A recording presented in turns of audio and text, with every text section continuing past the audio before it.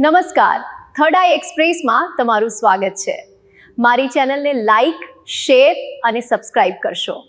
મોટી બાબરિયાદ ગામે દુર્ઘટના, ખેડૂત કૂવામાં પડતા ગંભીર ઈજા પહોંચી। આજરોજ તારીખ 13 માર્ચ 2024ને ગુરુવારના સવારના 10:30 કલાકે વાત કરીએ તો તળાજા તાલુકાના મોટી બાબરિયાદ ગામમાં એક દુર્ઘટનાનો બનાવ સામે આવ્યો છે।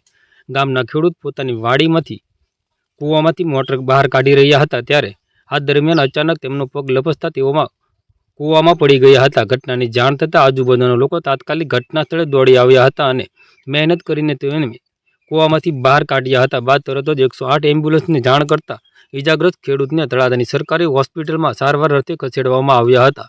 મળતી માહિતી મુજબ વાત કરીએ તો દામજીભાઈને પગના ભાગે ગંભીર ઈજા થતાં વધુ સારવાર માટે તેમને ભાવનગર ખાતે રિફર કરવામાં આવ્યા છે।